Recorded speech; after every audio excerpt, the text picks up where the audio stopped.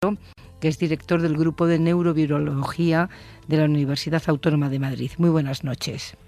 Hola, muy buenas noches. Ellos también tendrán dudas, pero yo empiezo con las mías. Lo que tenemos por delante es esto que venimos describiendo, trasladarnos, viajar lo imprescindible y reunirnos en grupos pequeños. Decidan lo que decidan mañana comunidades autónomas y el Ministerio, eso es lo que tenemos por delante en Navidad.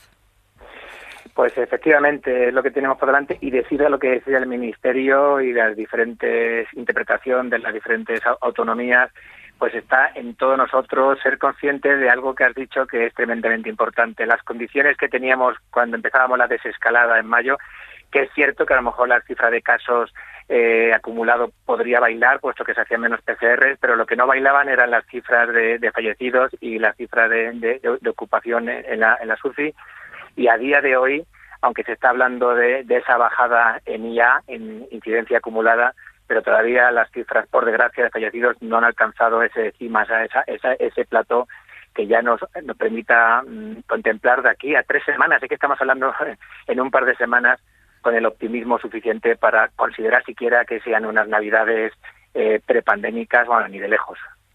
Bueno, como inevitablemente, a pesar de que se recomienda, luego veremos si en algunos casos incluso se limita, pero de entrada se recomienda viajar. Quien tenga que hacerlo, desplazarse dentro de España, se le puede decir que reserve billete de tren, autobús o avión en fechas que no coincidan, si se lo puede permitir, con la gran escapada. Esta es una primera medida, ¿no? Sí, efectivamente. Hay que intentar prever con mucha antelación.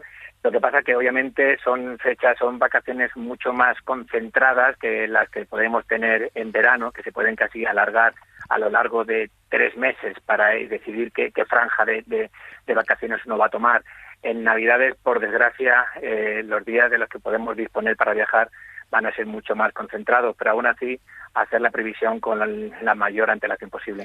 En las cenas, ¿qué es más importante, el número de personas o que pertenezcan a núcleos de convivientes diferentes? Quiero decir, ¿es mejor una cena de 8 con 2 familias o una de 6 en la que cada uno viene de una casa? Pues obviamente cuanto menos no convivientes o grupos de no convivientes coincidan, pues yo creo que la seguridad será mayor. Obviamente 6 personas procedentes de 6 lugares distintos, 6 realidades distintas, siempre tendrán más posibilidad de que alguno de ellos sea un contagiador o incluso un supercontagiador que 2 núcleos familiares incluso de 10, donde tengamos un control divididas en 2 familias, ¿no? En España se pone más el acento en el número y me llama la atención que en Alemania o Reino Unido se pone el acento ahí en la procedencia, quizá. Efectivamente. Habrá que insistir en eso, en la procedencia de quienes se sientan a la mesa. No. Sí, efectivamente. No podemos decir, no podemos dar un número de comensales como si fuera una cifra, un guarismo mágico, ¿no? 6, por debajo, por encima, 3 personas de 3 provincias diferentes, yo creo que suponen más riesgo en sí mismo que 8 personas donde son 6 convivientes y 2 de otro núcleo familiar. En una cena somos 6 personas, pero pertenecemos a 2 núcleos familiares diferentes, solo 2. Pero hace mucho tiempo que no nos veíamos y hemos viajado. ¿Hay que llevar mascarilla siempre que no se coma en la casa? Pues sí, eso es lo que marca el protocolo y un poco la logística y un poco la responsabilidad. Siempre que nos reunamos con personas de otro núcleo familiar, siempre que podamos, la mascarilla va a ser la protección hoy por hoy ideal, sumada, como ya hemos dicho en otras ocasiones, a la mejor ventilación. Se habla también mucho del distanciamiento social, pero seamos prácticos. En una casa, en una cena, en estos días entrañables, ese distanciamiento, lo miremos como lo miremos, va a ser escaso. Bueno, me imagino que algunas familias pudientes y pueden tener espacio suficiente. Pero la inmensa mayoría no, Pero no va a ser el caso, la inmensa mayoría no. Y entonces mejor mascarilla siempre que no se coma, aunque estemos con 2 familias en torno a una mesa. Sí, la idea es, obviamente, a la hora de la comida, a la hora de la cena, si es posible, no sentarnos a 50 centímetros de nuestro comensal enfrente, sino si es posible hacerlo en zigzag, siempre será más práctico. En el momento de la cena, lógicamente, vamos a hacerlo sin mascarilla. La idea sería evitar en ese momento todo tipo de conversación que acabe que acabe en discusión. Todos somos conscientes de lo que acaba ocurriendo en muchas cenas. Digamos que los villancicos, la discusión con el cuñado, hablar de política o hablar de fútbol, lo vamos a dejar después de la cena en la sobremesa, otra vez a ser posible con la mascarilla puesta. Y siempre la mejor ventilación será la ventilación natural. Sé que es mucho decir, hoy creo que estamos a 3 grados aquí en mi barrio, ahora mismo en Madrid, pero 4 dedos las ventanas abiertas pueden suponer una ventilación suficiente, ¿no?, en un hogar. O sea, 4 dedos, las ventanas abiertas toda la cena, todo el tiempo, y en la mesa, sin mascarilla, hablar de aquello en lo que estamos de acuerdo. Sí, a ser posible. A ser posible. No sé, de discurso del rey o algo, no sé, algo así sencillito que no suponga mucha... Bueno, no sé si acabo de decir algo. No sé qué opinarán los analistas de esta mesa. Efectivamente. De esa afirmación del virólogo. No lo sé. Vamos a avanzar, vamos a dejar los temas de discusión, que eso va por barrios y por familias. Sí. Viene la abuela o el abuelo de la residencia y se instala no unas horas, sino un par de días en casa, no solo en la cena de Nochebuena. ¿Hay que mantener la mascarilla dentro de casa mientras esté allí? Pues idealmente sí. No, depende obviamente de cada hogar, si es posible tener un sitio donde nuestros queridos y entrañables mayores puedan estar cómodos a cierta distancia. Ya sé que es muy cruel y es prácticamente va en contra de todo lo que nos han enseñado a lo largo de toda nuestra vida, pero ahora mismo la aproximación con nuestros mayores vulnerables, la aproximación física, quiero decir, y sin mascarilla, puede suponer un riesgo. En la mesa, nada de picoteo este año, no compartir platos de ninguna manera, porque conforme crecía la preocupación por los aerosoles, a mí me da la impresión de que se ha desinflado un poco el miedo a las superficies. Sí, de hecho, eso lo corroboran algunos estudios. Hay algunos estudios recientes que comentan que la proporción de casos realmente que se pueda verificar el contagio a través de fómites de superficies, no de contaminación aérea por aerosoles, es bastante más baja de lo que se pensaba en la primera ola. No obstante, baja no significa inexistente, no significa riesgo cero. La higiene, a ser posible con agua y jabón, que el jabón es detergente natural, es contra la grasa, la mejor solución que se puede tener, sino con los famosos hidrogeles y demás. Y como bien has comentado, no vamos a compartir aquellos platos que antes se colocaban en el centro de la mesa, que si las gambas, las aceitunas y demás, a ser posible, pues dosis individuales, o siempre coger los productos pues con unas pinzas, con una cuchara, un tenedor, un palillo. A ser posible evitamos hoy meter la mano en el plato. Nochevieja, terminamos las 12 uvas. No besos, no abrazos. Si estamos en casa, gente que no vive habitualmente junta. Bueno, a ver, hay una opción, obviamente, después de cenar, desde que cenamos hasta que llegan las campanadas, hay un espacio de sobremesa que, como he dicho antes, si se puede, cuando todos empezamos a hacer buenos planes para buenos planes de dietas y demás para el principio de año, si se puede hacer esa sobremesa otra vez con mascarilla, mejor. En el momento del brindis, nuevamente nos vamos a quitar la mascarilla para hacer el brindis, y después supuestamente lo mejor, lo ideal sería pues no besarnos, no abrazarnos. La forma que se comentaba, la forma germana de ese abrazo cruzado, donde colocamos las caras de forma tangencialmente opuestas, pues podría ser una opción, pero yo creo que en este año la mejor afectividad que podemos tener con nuestros queridos seres queridos, a la redundancia, es evitar, a ser posible, los abrazos, sobre todo con la gente no conviviente. Sí, nos lo sabemos, pero necesitamos que un experto, que un técnico nos lo diga. que nos lo diga y nos lo repita. Esther, Jesús, Elisa, ¿alguna duda? Sí, yo me gustaría plantearle una cuestión práctica que me ha dejado preocupado y he visto ya varios mensajes en las redes sociales en la misma línea. Hay quien está diciendo, mi regalo esta Navidad va a ser a mi familia test de antígenos previos a la Navidad. Ya hemos escuchado muchas veces que los test no garantizan, ni mucho menos, que no haya contagios al día siguiente o ese mismo día.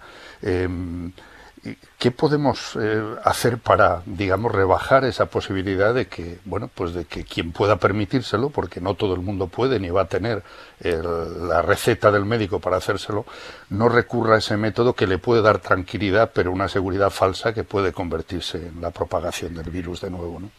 Sí, yo iba a preguntar también lo mismo. Sí, pues venga, vamos por partes. Primero responde a Jesús. Es una gran pregunta y comentar que están apareciendo una nueva generación de test rápidos antigénicos de saliva, que parece ser que tienen una sensibilidad y fiabilidad aceptable, igual que test rápidos serológicos, que en vez de por saliva, en vez de pincharnos un dedito o hacer un análisis de sangre con ELISA, directamente con la saliva. Y acaba de salir un test que ha sido aprobado por la FDA, que sinceramente lo he visto y apenas doy crédito, porque es una pequeña PCR, es algo inaudito, es un hito, yo creo que de esta década. Un test que amplifica la señal y que da casi la misma fiabilidad que las PCRs y en 30 minutos. Dicho esto, garantía cero no vamos a tener. La PCR sigue siendo lo más fiable. Y es cierto que se está comentando la posibilidad de aquí a Navidad que estos test puedan ser adquiridos incluso con receta en las farmacias, incluso ya veremos en un momento incluso sin receta. Pues sería una forma adicional, a lo mejor. Yo no sería contrario a que estos test, si se pueden acabar adquiriendo, sea una opción adicional, mucho más efectiva que tomarse la temperatura o que preguntarle en un aeropuerto a alguien si tiene o no la COVID. Pero teniendo en cuenta que vamos a seguir manteniendo otras medidas básicas, a ser posible la mascarilla, la ventilación, pero no considero que sea una mala opción si en un momento determinado así se decide y si llegan esos test maravillosos que ahora mismo están en proceso de evaluación, considerar como medida previa a unas reuniones.